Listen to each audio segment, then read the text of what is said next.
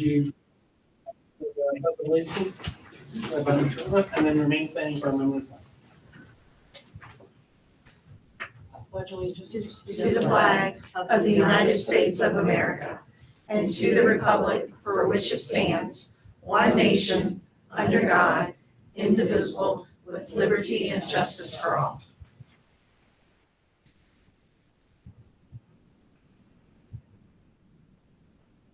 Thank you.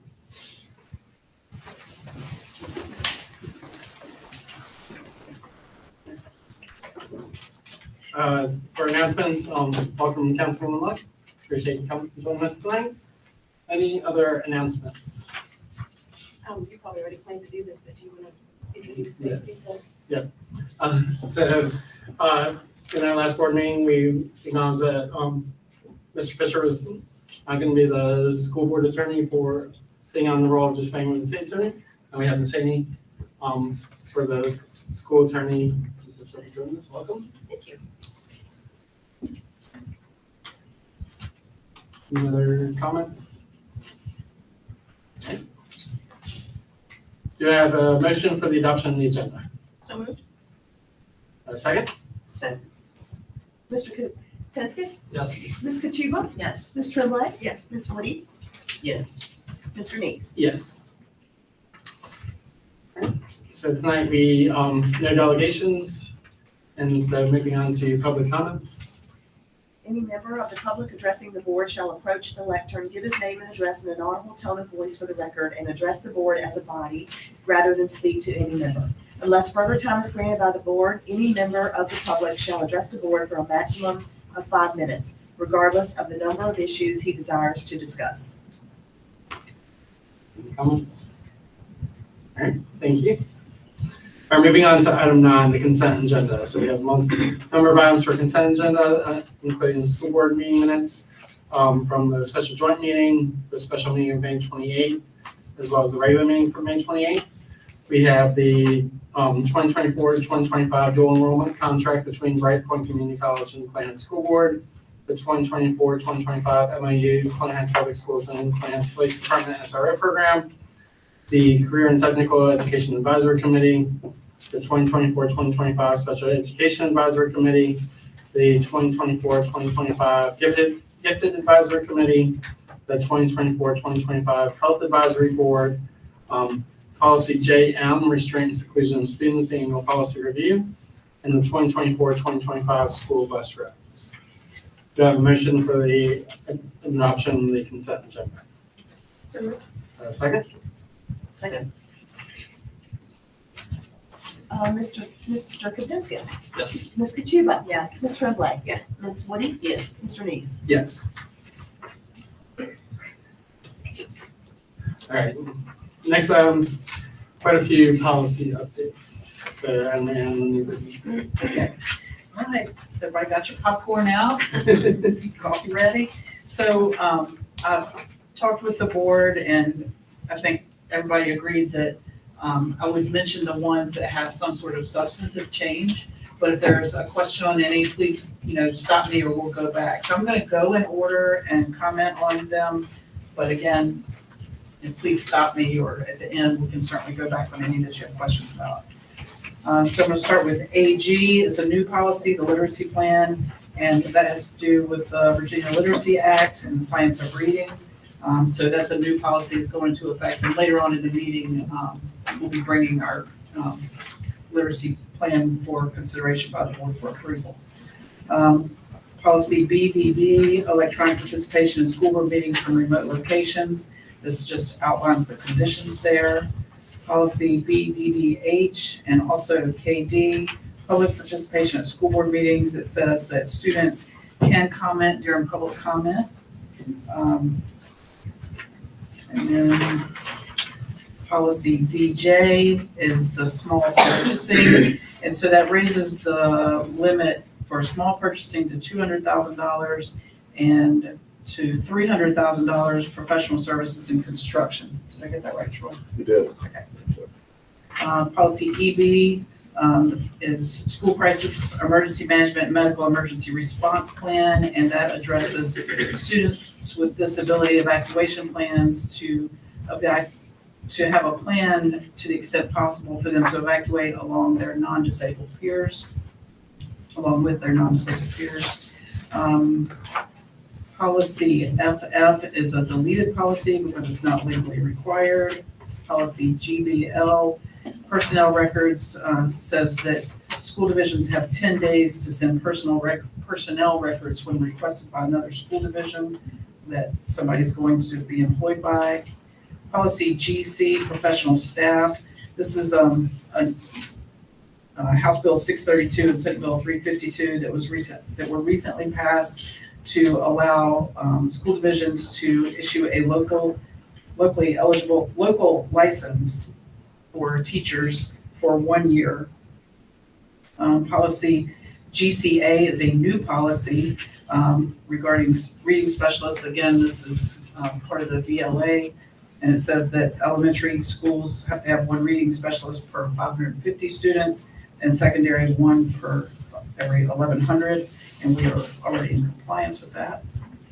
Policy GCL, professional staff development, requires professional development to be offered for those, or required for those who work with students with disabilities. Policy GDI, support staff assignments and transfers, has been deleted because it's not legally required. Policy IA, instructional goals and objectives, includes items for the reading plan under the Virginia Literacy Act. So students who don't attain a certain level of reading are required to have a literacy plan, and that's also outlined in our plan that Patrick will talk about in a little while. Policy IGAD, career and tech ed. It requires students in their academic and career plan to have certain items such as the top professions, skills required, and degree programs available, as well as industry credentials. Policy IGAE and IGAF spell out the provision that mental health instruction be provided to students in grades 4 through 8 and in high school, hazing prevention, and those are things that are going to be developed by DOE and shared with school divisions. Policy IGAG, teaching about drugs, alcohol, and tobacco. Again, DOE will provide high school student or provide a flyer or information for us to give our students in grades 9 through 12 in the first 2 weeks of school about fentanyl awareness. Policy IGBA, programs for students with disabilities, requires a family liaison to support students and their families with disabilities, and we already have that in place with Ms. Barefoot. Policy IGBD, programs for students with reading deficiencies. Again, this is a new policy that aligns with the Virginia Literacy Act, providing reading intervention and reading plans. Policy IJD, college and career readiness, high school programs to include the ability to complete a passport program and uniform certificate for general studies through community college partnerships, which we have in place with Brightpoint and with Richard Bland. Policy IKH says that in order for students to retake their SOL tests, or like an expedited retake, they have to receive remediation, and this is something that we already have in place. Policy JEC, school admission, changes the wording on the kinship care requirements. Policy JO, student records, says that students with IEPs, if any related emails and faxes become part of the educational record for those students. Policy KJ, advertising in the schools, says companies whose revenue comes from intoxicants cannot advertise in schools. And policy LEB, advanced and alternative courses for credit. Again, this deals with the dual enrollment and industry credentials in the passport program. So I hit the ones that seem to me to have some changes, but I'm happy to go back and look at any that y'all have questions on.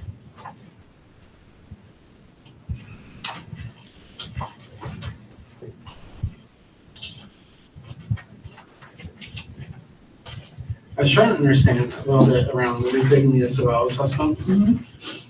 The way I'm reading this, it's they are not required to retake the assessment test unless they receive reading intervention services. So it sounds like if they receive those intervention services, then they have to do The them. parents can opt out of the expedited retake. They sign a consent form for the expedited retakes. And I mean, my understanding has always been that we have to provide remediation in order for them to be eligible to take the expedited retake. Right, that's where I was just kind of curious about how this. Stacy, do you? Yeah, so the change is because the General Assembly changed the code section to specifically require having the intervention. Okay. It wasn't, maybe there's some debate about what was required or not, and now it's explicit. Okay, so you have to have the intervention to do the retake, but if you give them intervention, then the student is not required to do a retake. They can opt out. Okay, But that's something that has been our practice here for many years, is that if a student takes an SOL test and does not pass, and they fall in that 375 to 400 window, that we provide remediation prior to them retaking. okay. Any other questions?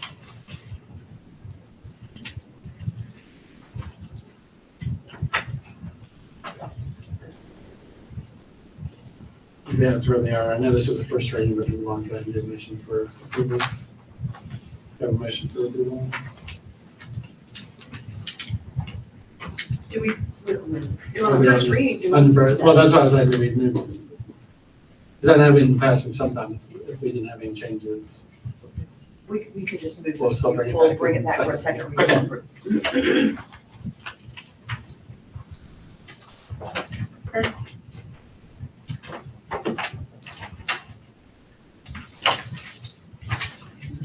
Moving on to item B, the proposed policy revision for JGD, JGE, student suspension and expulsion. Yes, so Stacy and I, they had many conversations over the course of the year and just wanted to make sure that there was some clarification in this policy so that it was, so that we made sure that we were doing the right things. So on page 2 of the policy, making sure that long-term suspension is specified as up to 364 days. Just making sure that that was clear. The next piece under section 2, suspensions and expulsions of students generally, just says that the superintendent shall establish regulations setting forth the range of consequences for each category of discipline infraction. And one of the things that we've asked principals to take a look at this summer and to develop are discipline matrices. And so the elementary principals have met and they've just given me a rough draft, as has the middle school, of just discipline infractions and kind of how they categorize them, and not only what consequences, but what supportive measures we can consider with students, and to make sure that it's progressive and developmentally appropriate. And, specifically at the middle school, Ms. Pelter and I had a conversation just today about this, about that, sometimes discipline consequences and measures of support look very different for 6th graders than they do 8th graders. And so just making sure that we're looking at that from kindergarten all the way up through 12th grade and making sure that it's consistent and fair and supportive.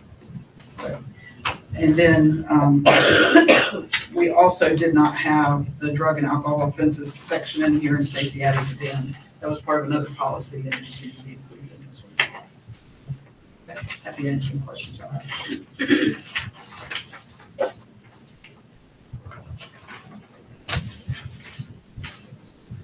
Any questions on updates to the policy?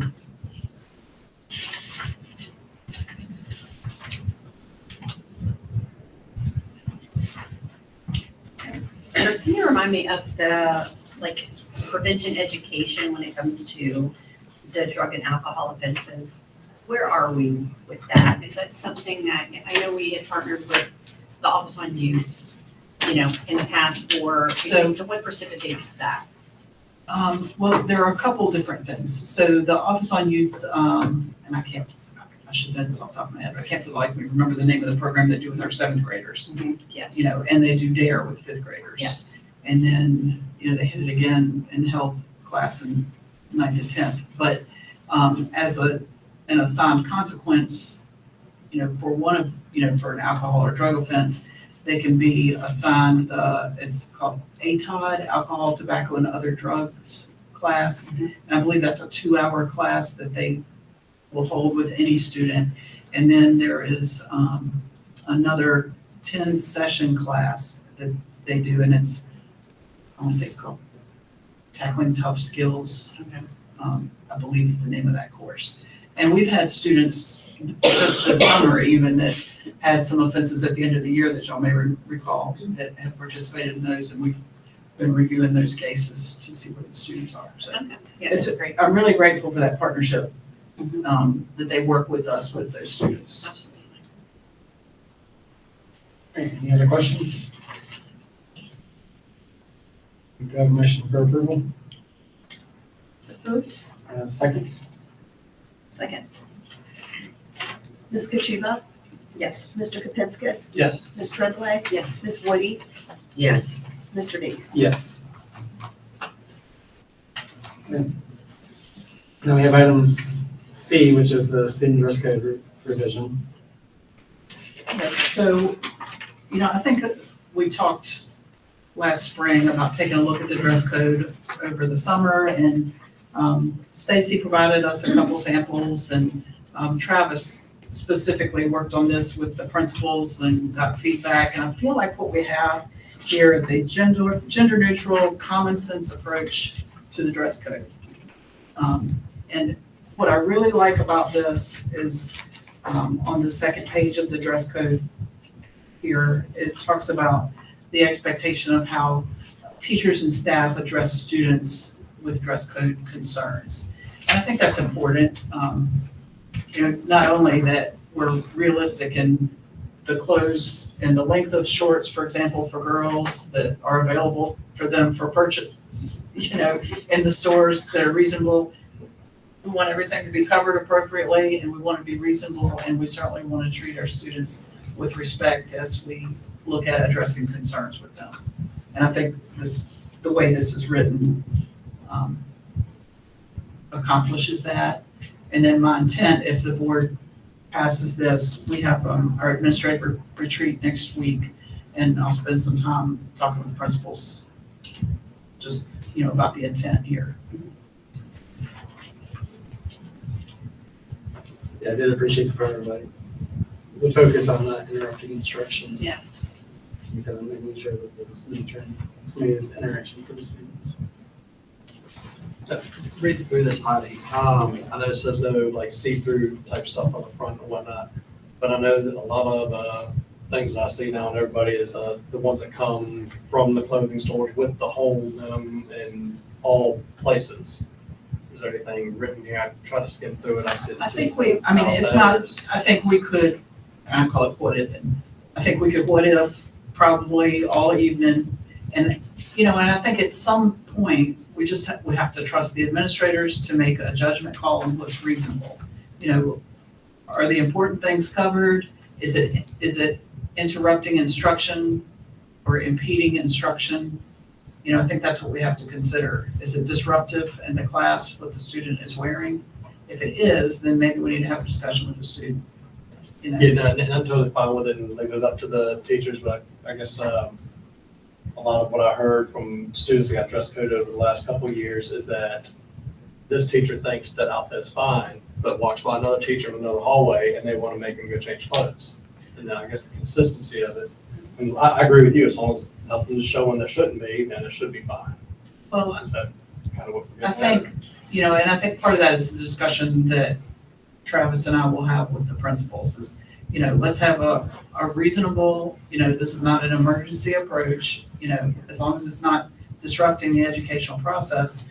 You know, if it's not appropriate, you know, if it's borderline, then, you know, let's call a parent and say, you know, this is what they're wearing today. Can you please ask them not to wear it again? Right. You know, or if it needs to be addressed, that it can be addressed in a respectful way. Well, and I think just to clarify, kind of what you were saying, I love the simplicity of this, but like you said, you can what if a whole lot. But it says the entire area from just below the clavicle to the mid thigh must be covered. So to me, that says no holes in those areas, you know? So, you know, I guess you guys can fine tune as you see things, but I think it's very practical. It was a much needed update. I feel like, you know, just like you said, it's unrealistic to expect the girls to be wearing the, you know, fingertip, I think it's to my knees. So yeah, so I think that's a good point. And I think a big thing of this too, if it's not disrupting anything.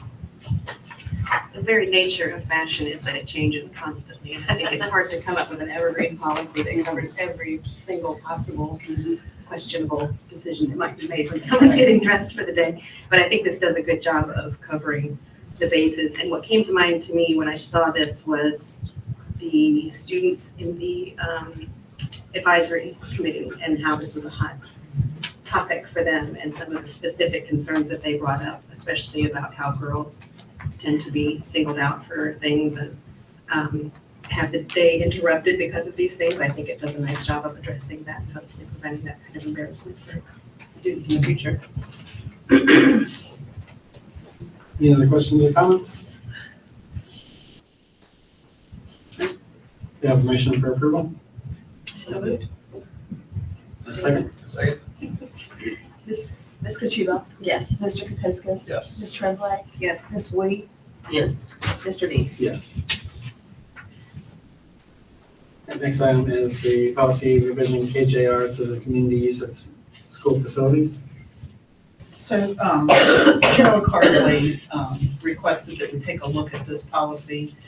It just hadn't been updated for many, many years. And so, he and I looked at it together and he, found another division's policy that he likes. And so we kind of made sure that it aligned with what we needed to do. And he updated the fee schedule as well. So, you know, I think it's pretty straightforward. If there are any questions you have, I'm happy to answer them. So what you have here is the whole policy that we used to have has been redlined, and then we just added the new one behind it. And then, I might have an old copy, the frequency of use, will we change that from 6 months to a year? Yes, it's changed to 12 months. Okay. I'm sorry, you had one from the other day. I talked about that. Ms. Woody, you too. Right. Put it in the new revision packet. Okay. So when will we start taking applications to be able to use the gym and the auditorium for the Tomorrow. upcoming year? Seriously? Y'all pass it tonight. Okay, I think Gerald's out of town this week. Maybe Monday, Ms. Woody. Okay. But maybe, I do think Gerald's out of town this week, so maybe not till next week. I'm just thinking, you know, people want to use the auditorium or they want to use the gym. They're going to want to use it during the school year, Yes, ma'am. not probably June and July of next year. So we probably should go ahead and get that rolling when he comes back. That's right. Okay. Any other questions? Do you have a motion for approval for the change to the community use of school facilities policy? So moved. In a second? Second.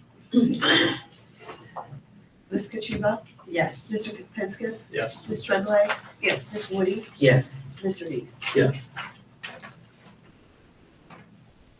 Right, moving on to item E, the policy revision, GCBD, R1 leaves and absences.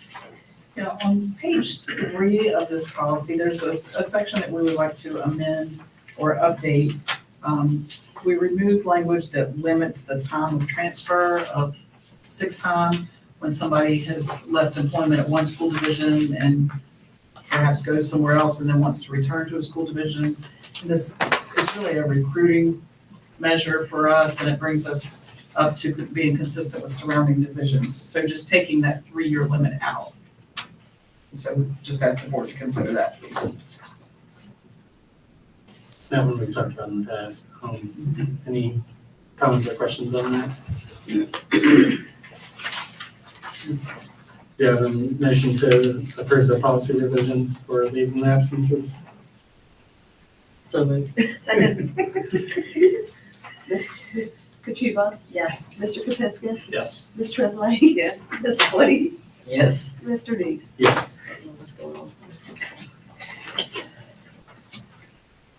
All right, item F, the budget amendment for the 2024-2025 year. Well, the budget. Yeah. Okay. I'm gonna ask Troy's appointment to appoint Melissa, so I'll ask Melissa. Included in your packet is the budget amendment for fiscal year 24-25. We got the state count tool from the voted on budget, I don't remember, sometime in June. And so we were able to go through and analyze. It was an additional $1.5 million in state revenue coming to us. We are in the process of finalizing 23. So excited. But we did have an adjustment there for a discovery the auditors found. So it's going to reduce our beginning fund balance by $191,000. So our net revenue increase is $1.372 million. We are asking for some money for some additional computer services at the SAO. That's the $24,000 you see. Some of the additional state revenue was restricted for food service purposes, and so that's the $99.80. So the net going to increase our contingency reserve is $1.3 million.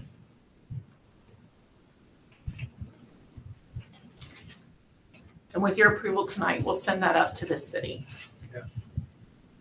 Any questions on that? What kind of computer services? We're looking at an onboarding package. We're very heavy in paper, and so we're getting to put in processes to move things to electronic methods. And so the process that we're looking at now, we'll have our new employees come in on board electronically, and then we'll take that electronic data, shoot it out to our users, and import it into our system. We're also looking to go to electronic timesheets. So there's just a couple of things that we're looking at, hopefully getting in this upcoming year. Any other questions? All right, do you have a motion for approval of the budget amendment? So moved. In a second? Second. Ms. Kachuba, Yes. Mr. Kapinskis, Yes. Ms. Tremblay, Yes. Ms. Woody, Yes. Mr. Dees. Yes. Thank you. All right, next item is the vision literacy plan. Ask Dr. Newman to give us a little quick summary of a year's worth of work. Yeah, so we're in the final stages of our planning year for the Virginia Literacy Act, which goes into effect starting August 19th, I guess, for us, 2024. So the last step of that is all the work we've done this year to make sure we adjust our practices to meet the state law and make sure we adopt the curriculum, Amplify, which we went through here, to meet the new standards, is the approval of the Division Literacy Plan, which has to be submitted to VDOE in July, which you already did, and then to you guys for local approval as well this month. And should that be approved by the state, which we should hear back from them sometime after August 1st in the school board, it will go on our division website. The plan is pretty simple, as you see in your packet. It lays out our division literacy vision and lays out the things we do, such as interventions and screenings and curriculum to meet the Virginia Literacy Act requirements. Again, much of which we've already been doing in Colonial Heights, some of which, such as the curriculum and some other adjustments, are just to tweak things to make sure they meet the plan, and then talking about how we will inform the public on those changes, which we've been doing this year, and also in our CHPS on the road in a couple weeks when we're going out to the community and meeting parents and giving out books to kind of help really work to get parents on board to understand what their kids are going to be doing in school. So plans there. If you guys have any questions, I'd be happy to answer. Questions? Thank you for all your work. No problem. It's exciting. We have our Amplified training starts for teachers in about 2 weeks, so we're very excited to get that rolling. So you have a motion for the adoption of the vision literacy plan? A second? Ms. Kachuba? Yes. Mr. Kapiskas? Yes. Ms. Tremblay? Yes. Ms. Woody? Yes. Mr. Dees? Yes. All right, then item H, the policy revision, JECR, student enrollment procedures. This is another one that Stacy helped us take a look at, and the change here is that we're just clarifying what people registering their students are required to produce to prove residency. So there's a list here of the items.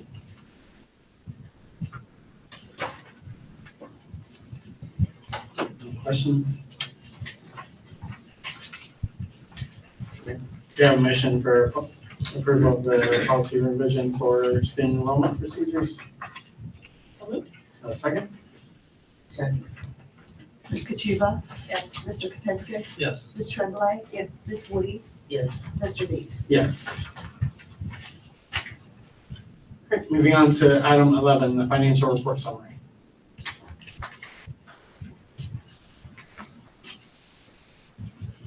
Your packet is your financial reports for May and June. I'm happy to take any questions. I also included the engagement letter for the Student Activity Fund audit, which will occur on August 2nd, I believe, and then your CIP. I do want to point out in the CIP, we reserved $844,000 for the Tech Center HVAC. And we also added in there some changes that are needed to the high school intercom system. And so that we just zeroed out the CIP reserve at this time while we're waiting for the cost of the HVAC.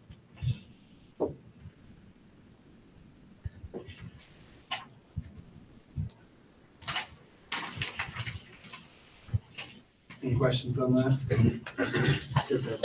Last week. Okay, do you have a motion to approve the financial summary? A second? Second. Ms. Kachuba? Yes. Mr. Kapiskas? Yes. Ms. Tremblay? Yes. Ms. Woody? Yes. Mr. Dees? Yes. Thank you. Thank you. All right, we have no items on your unfinished business, so we'll move on to reports. So, Superintendent? I have a few things that I'd like to mention.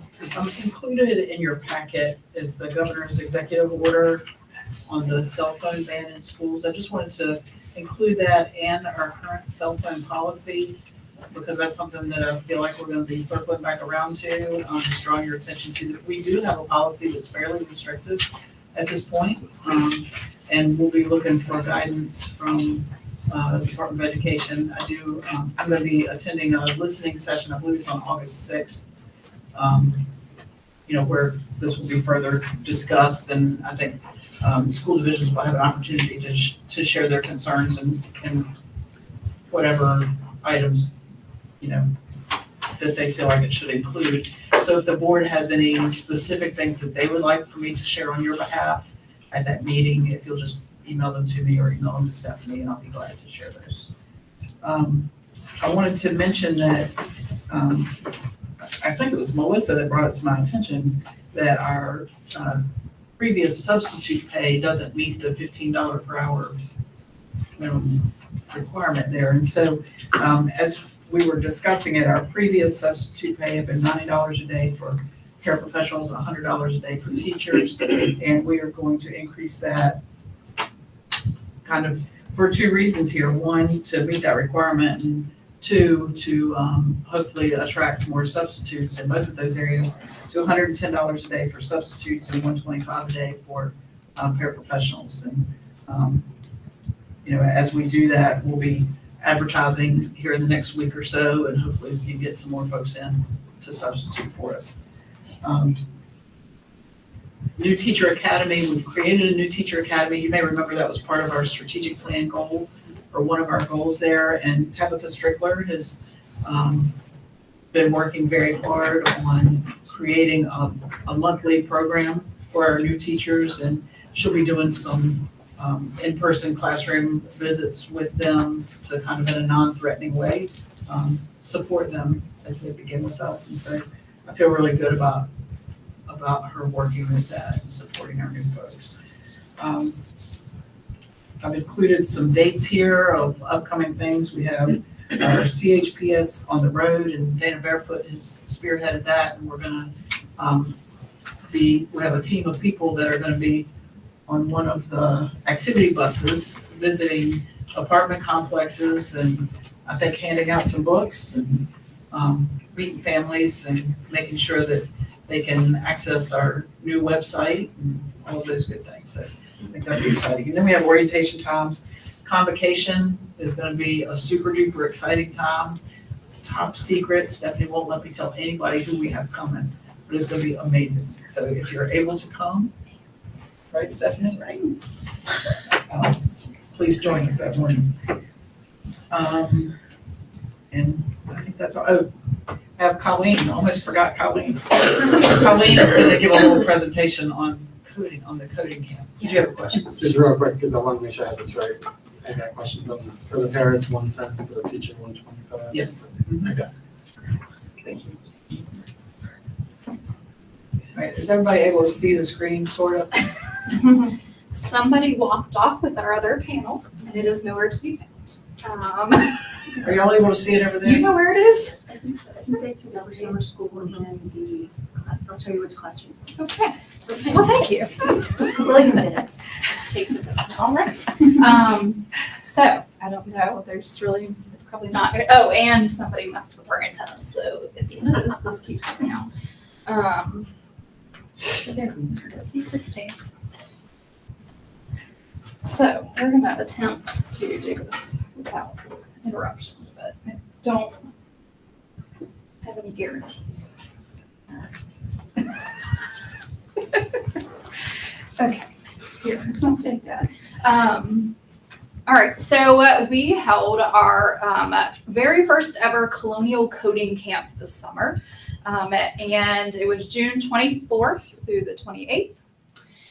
And this camp was possible through a partnership.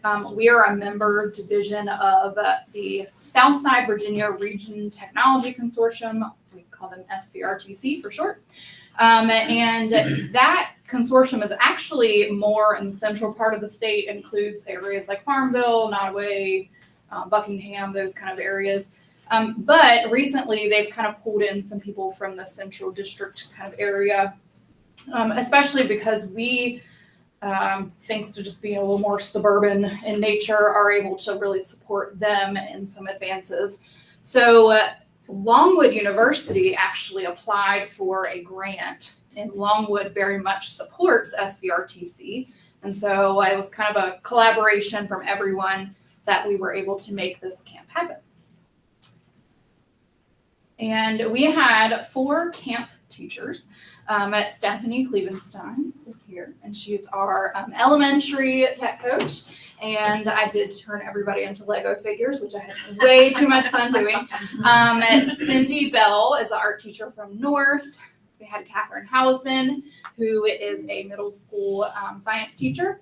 And then we had Ricky Sorensen, who's middle school art. So they are cute little Lego people. We also had STEM experts join us, and this was really exciting. One of the main pieces of the grant was that they wanted to make career connections for students so that they not only like had fun playing and tinkering, but that they realized that this can transfer into the real world. So we had 2 age groups. One was rising 4th and 5th, and one was rising 6th and 7th. So for rising 6th and 7th grade, a friend of mine, Sergeant First Class Holmes from Fort Gregg Adams, he is actually an EOD training specialist. So he actually brought his whole robot in, which you guys will be able to see. And then we had Cecilia Fernandez, who is she's a design and sustainability engineer for Lego. And she's involved in the new construction of their facilities in Chester. All right, we also had 3 student volunteers from the high school, and I also used AI to turn them into Lego people. We had Josh Burley, Nicholas Coletti, and Zach Humphreys joined us, and were fantastic. IT kids and grown-ups have a tendency to be a little shy. We like to talk to computers, not people. But we were pleasantly surprised. They really came out of their shells, and it was great. Stephanie wanted to take Josh home to be her new buddy because he was fantastic. So that was a really nice bonus that they, and we did. We were able to offer them their volunteer hours as part of their requirements for their diploma, so that was cool too. And so Stephanie is going to talk about the grades 4 and 5 experience, which was Legos and robots. And so I worked with Mrs. Bell. We were working with the rising 4th and 5th graders, and the main thing that we worked on was with a kit called a Lego Spike Kit, because I don't know about you all, but I love Legos, and rising 4th and 5th graders love them as well. So we operated mostly with our Lego Spike Kits, which you'll see some of the photos and videos for that in just a second. And they also got to work with Spheros, which is in the bottom left-hand corner. They got to create obstacle courses, and they even got to like a bowling simulator that they showed during the parent showcase. That was a very popular part of our showcase. And something that I have never personally used before, which I think was my favorite out of the 3, was an iRobot root robot. So if you think of like a Roomba that you might have at home, it is a very small version of that. It just doesn't work as a vacuum, unfortunately. I could have really used that. I probably would have taken every single one of them home and tested that out. So they got to use all 3 of these robotics kits throughout the week. And so here are a couple of examples. They got to create seesaws. So for each Lego scenario that we had, they had to meet a Lego character, and they read about their biography and their likes and their dislikes, and each Lego character had a problem that they needed to solve. And so for this particular one, the students were working on a seesaw that would actually work with a motor. And this was at the beginning of the week, and the students got more step-by-step instructions at the beginning of the week. And as the week went on, we kind of started to take the instructions away from them, and they would just get like a visual guide of what it was supposed to look like. And they had to build it just based upon that picture. And they did a phenomenal job. And one of the things that I really like about the Lego lessons is once they built just the basics, they got to work with their partners and they could upgrade it however they wanted. And so one of the really cool things, and actually something that we talked about later on in the week, a lot of the students made their Lego seesaws accessible. So one of the Lego minifigures was in a wheelchair, and so when they saw that, they immediately made a seesaw that was accessible to someone who was in a wheelchair, which I thought was really cool. Without us prompting them to do that, they noticed that and they made an accessibility feature like that, which I thought was really awesome. Nice. Okay, show us what it does.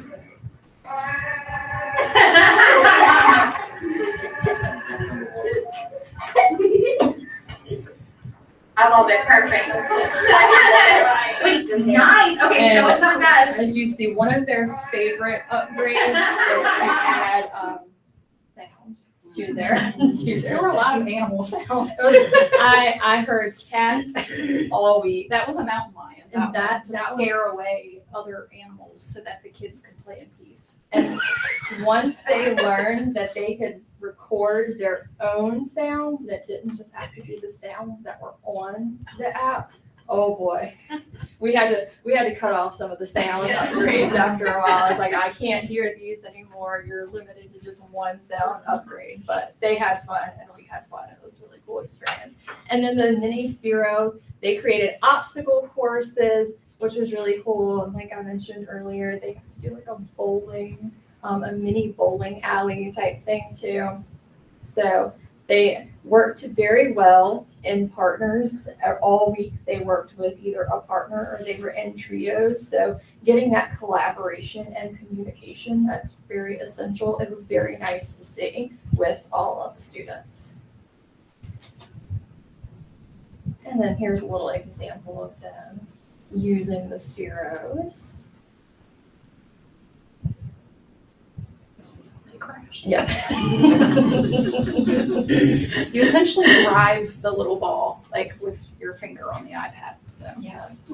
And we had them, each group had to have a certain color because they could change the light color in their spheros so that when they did crash, we knew whose sphero was whose, so.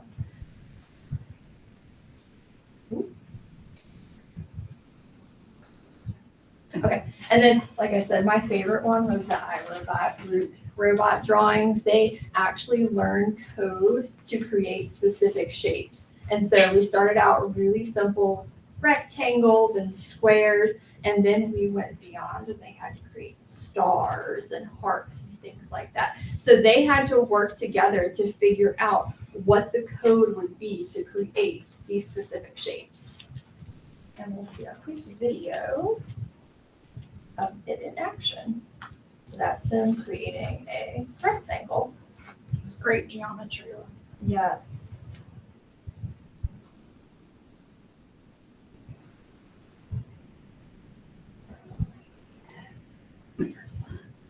And so our STEM expert that we had come into the Rising 4th and 5th grade camp was Cecilia Fernandez. She works for LEGO and she's currently in the area for the upcoming Chester LEGO facility.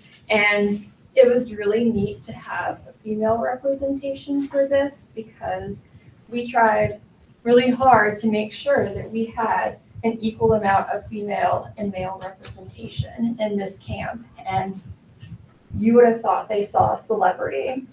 They asked her if she's ever been to Legoland, and she told them she had. And they said, do people ask for your autograph when you are at Legoland? So it was really neat. They watched a quick video about her before she came in, and they had really amazing questions to ask her. I think my favorite question that I never would have thought of was, does the Lego factory smell like plastic? And she said it did. She said it did. I never would have thought to ask somebody that, but they had really great questions that I wouldn't have thought of, and she was great about it and answered all the questions and brought them their own little mini Lego figurines to take home.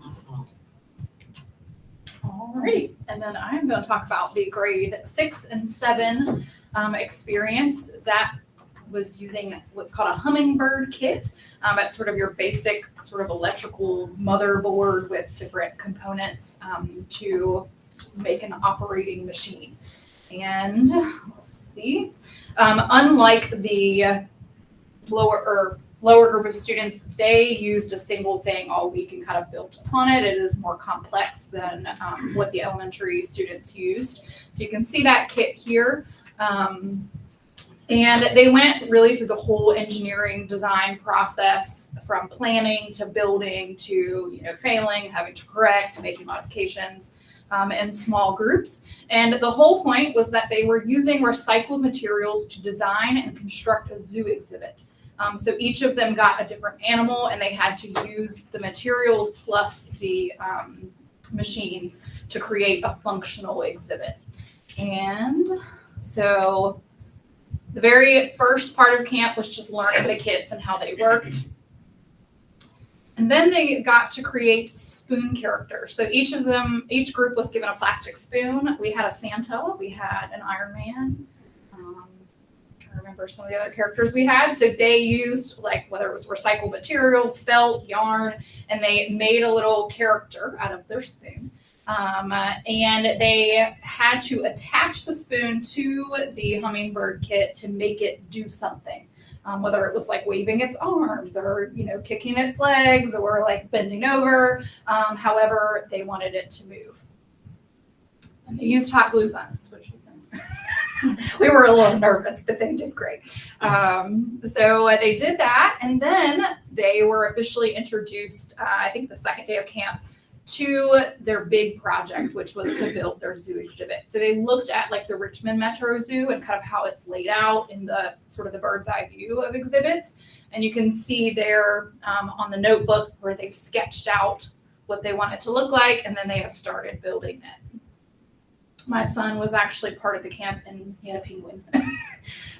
So this is Sergeant First Class Holmes, and he brought his bomb detonating robot in, and you can kind of see it driving around the room there. The kids were very fascinated that it was driven by a PlayStation controller. I have a feeling Fort Greg Adams is going to have a lot of kids at their door in a couple years. But he showed them kind of how it worked, and we watched a video about sort of why this role was important and how it's evolved over the years. Showed us like different types of robots, some that are this big that they actually throw up over window, like into a window, and it has got a camera on it. All kinds of really cool things. And then I had to recruit my husband to come help him bring it into the school because it's so heavy that you have to have 2-3 people carrying it. So that was really cool. And this is just some of our student feedback. So we had a little feedback form that we asked the kids to fill out. And so you can see here, 7th graders that I felt my confidence in coding grow because now I know how more coding things work. This camp helped me feel like socializing more. We have a 5th grader that said I had friends and resources and teachers to help my confidence grow. This was my first camp and it was the best. And we had a 6th grader say, I was not that good at coding until I met my partner. My partner helped me by giving ideas. Making friends was a challenge, but I overcame it by working with others. And so again, typically kids that are interested in these things are not as social. And so I love that like consistently in the feedback, it was about confidence and socialization. And so sort of those SEL skills that were lumped in. That was really, really great. All right, and then we had a caregiver showcase to end the week. And Stephanie said, talk to you guys about that. So with the rising 6th and 7th graders, it was more of them being able to display their zoo that they created with the hummingbird robotics. And the 4th graders and 5th graders, what we did was we just made a list of everything that we did over the week. And their partners, we worked together, they figured out which Lego or Root Robot or Spiro activity they wanted to share with their parents and caregivers for the week. So our biggest win, and I was very nervous about this, every single student that attended camp, and we had 16 kids in the 4th, 5th grade camp, 15, 16 in the 6th and 7th grade camp, every single student had someone there to support them.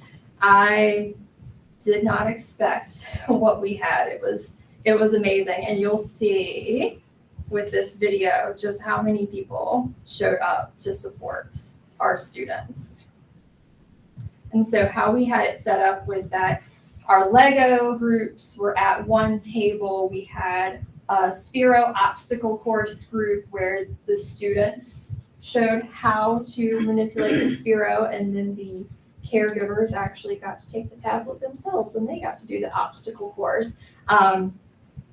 It was really neat because the students not only got to showcase what they were doing, but they actually got to be the teacher in this case and hand the materials over to the adults who got to experience what the coding was like.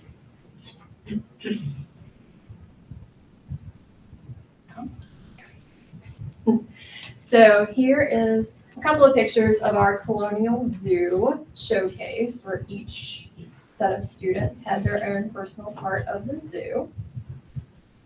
And then we have our Spiro obstacle course.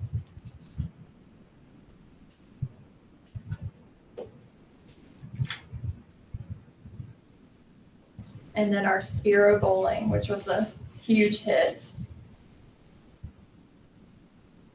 And then the students were able to show how to make the shapes using the iRobot, and then they allowed the parents and caregivers to test it out. So the students were really excited. I for one, was a little worried about the students being super shy and reserved, because you've been working on this stuff all week, and yes, you practiced it, but then having people that you don't know come up to your station and you have to show them how to use it, how it works, and then hand it over to them.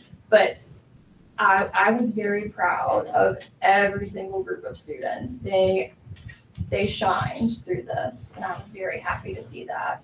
And then we have our accessible playgrounds, and the one set of students, they have a trash can monster that only eats certain colored Legos, which I thought was really interesting.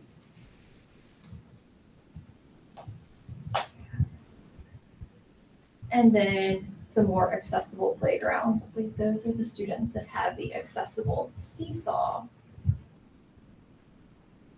Right. And then the last thing, as part of this, we also had a one-day family camp that Saturday. And it was broken up into 2 sessions. Same age groups. We had an elementary and then a secondary or middle school camp.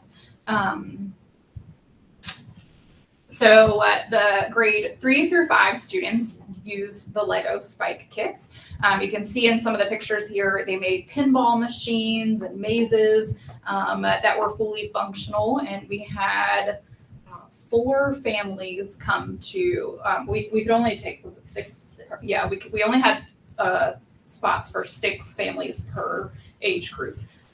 So we had 4 sign up for this, and a couple of them had multiple kids. So that was a good group. And then I brought a giant Lego bin from home because some of them had some younger siblings that weren't as interested. So they played with Legos. And this was the grade 6 through 8. And we had 3 families sign up for that. And they used the Hummingbird kits. And this is just a little quick demo. Their assignment for this one-day camp was to build a kit that showed something they were looking forward to for the summer. So this mom and daughter made a fishing princess and with a functional fishing rod. And then I happen to own this cute child. He plays soccer, and he made a functional soccer player that can kick the ball. And last, this one was fascinating. We actually stayed longer than we planned because they were so close to being done and they just wanted to see it finished. They made almost like an amusement park. And if you guys have ever been to like the top of a water slide, the light has to turn green and then you can go down. So they created sort of that same scenario where when the light turned green, the man jumps or dives into the water. So it was super impressive. All right, and as a bonus during this week, we used Rooms, which is our new Division home communication platform. And so you can kind of see some of the posts here. We created rooms for each age group, and we sent parents daily updates of all that we did with pictures. We sent them links of things that they could discuss at home, extension activities. We had so many parents ask for the links to the kits because they wanted to buy them for home. And so we sent them those that way. So it was a really great success and a good trial run for us to be able to use that tool ahead of the school year before teachers will use it. And last but not least, what's next? So what's really cool is we were able to keep a lot of the kits that we used during this week. And so we do intend to have this camp every summer. We're going to tweak it a little bit just based on how it went. But we hope that this will continue each summer moving forward. All right. Thank you. Thank you. Impressive.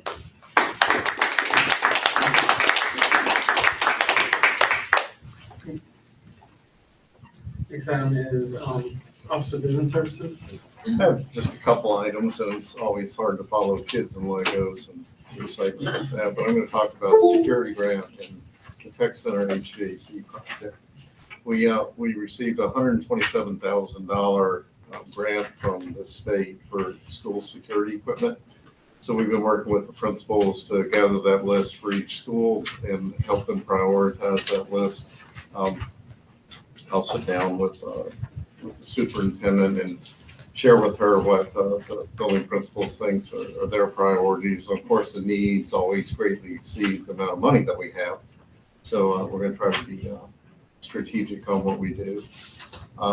What we can't fund through this $127,000 we'll put in the upcoming state grant that you compete for resources with other school divisions. So we'll put everything in there and hopefully there'll be some funding available to address those needs. And if anything else is critical that we feel we need to take care of, then we'll come back to the board and see if there are some additional funds, whether it's through the contingency account or the CIP reserve to address some of those issues. The HVAC project at the tech building, we're continuing to plow forward on that, and this is a little bit more of a protracted project. The good news is that, you know, all of the cooling units are working in the building, and we have some replacement parts to keep those things going, and those will get us into, you know, the cooler months, and the issues are less problematic on heating the building instead of cooling it. But where we are right now is that the consulting engineer has completed his work, and he did cooling load calculations, heating load calculations, and outside air calculations that are needed. And we ended up looking at 32 different zones in this building to make those calculations. And out of that, there were identified 73 individual through-the-wall units that need to be purchased. And we're working with the manufacturer to give us prices on those. And I've got all but, I think, 17 of the units priced at this point, and I'm waiting on that. What was also discovered last week, and this, I learn something new all the time, is that these through-the-wall units have a fixed outside air component that it brings in. And those, based on the load calculations, are not sufficient for each room, but it's a fixed amount for these particular units that will fit in our spaces. So we have to purchase 2 rooftop units and then ductwork or pipe some outside air into each of the units. So we're pricing the 2 rooftop units and the ductwork. We also have to deal with the sports room over here, and that's a little bit more involved project. That's going to require more ductwork and a rooftop unit. So trying to get it all priced and put together. I think the $844,000 that's in the CIP reserve that's earmarked for this project is probably going to be sufficient. Once we get all this together, we're going to have to deal with the procurement side of the house and make sure that we procure this costly venture the appropriate way. And could be a sole source, because what we're hearing is that this is the only manufacturer that builds a specific unit that will replace what we have here. But I need more information on that to make sure that we can make that argument and be justified in doing it. If not, we'll probably have to kick it out onto a bid kind of platform. Takes a little bit of time to do that. Like I said, it's more of a slow rollout on this, and I think we're okay with that in the current state of our HVAC system here. And we're trying to do it in-house with our people, and that is a significant cost savings compared to some of the other prices that we talked about earlier in this project. So we're looking forward to kind of finalizing the units and the cost, and then getting with the procurement and seeing this project through. Glad to answer any questions you have. Any questions? I really appreciate all the work of getting this through, and there's been quite a few iterations of this, and it sounds like we're getting into a really good spot with it. That's all I have. Great, thank you. Office of Instructional Services. I think Dr. Newman, did you have anything you want to share? No, just letting you guys know kind of what's going on instructionally right now. Obviously, a lot of focus has been on the reading changes coming to us, but just so is aware, obviously, the math standards also changed this summer, and a little different in that, whereas the state rushed through math changes, they didn't actually provide any updates to resources or textbooks. That's going to be a whole other year away. So we're kind of figuring this out on our own, but our math coaches actually here have worked across Region 1, even across the state with other math leaders to kind of on the fly, develop new math pacing guides and new resources so our teachers are prepared coming into school. So a lot of what our coaches have been doing this summer is updating our pacing guides to meet the new standards, make sure we have our teachers have all the resources in one spot to go to rather than trying to pull it from all these different places, and really revamp and refocus how we plan with teachers. So, as those of you who have connections to elementary teachers know, it's a lot of time and resources to try to pull us together, and even in secondary level. So trying to make it easier for teachers to find that material so we can focus more on planning and adjusting instruction to meet the new state standards. So this week, we had reading specialists in today with the STIF working on auditing the pacing guides and making sure they're ready. Ms. Denoya brought in some math elementary teachers to look at the pacing guides and make sure everybody's ready to roll and push that out to their teams at the school level. And Dr. Burnett's working with the math lead at the middle school. He's going to come in with her and same thing, go through pacing guides, make sure his team's all ready to go. So our leaders in the buildings are ready to kind of hit the ground running. It's a lot of changes, but we're excited because we feel like we have as best a foot forward as we can at this point. So we're excited to get rolling instruction, but a lot of changes coming up and down. And then last thing, Dr. Kristen Accione officially started this month as our new science and social studies specialist. Really excited to have that. And one thing she's focusing on is, as you guys may know, is that the science standards really shifted in the last couple of years away from just facts to skills. And so she's been doing a lot of work to make sure that our pacing guys K through 12 really focus on developing those science skills, because that's what's going to be needed to have those kids be successful on state tests and just be ready for 21st century skills. So that's what's going on right now. Thank you. Us, support services. She wasn't, she's not good to see it. She has a report in the packet. Okay. And then school reports. Want to catch those next month? Yeah. And then committee reports, and we'll have Stephen present them in a couple months. All right. So any board member comments? I have one. I know I go on and on about the student advisory committee all the time. I just love what they do, and I love being able to be present for their conversations when they happen. So can you just make sure that they know how their discussions about the dress code have led to a new policy that was passed tonight? I would like for them to know what good advocacy can do, and for them to be encouraged to keep doing it in adulthood. Thank you. Any other comments? All right, do I have a motion for adjournment? A second? Second. All in favor? Aye. Thank you all. No one really tested teachers today. Oh, Yeah. same thing. Well, it's gonna be a fun.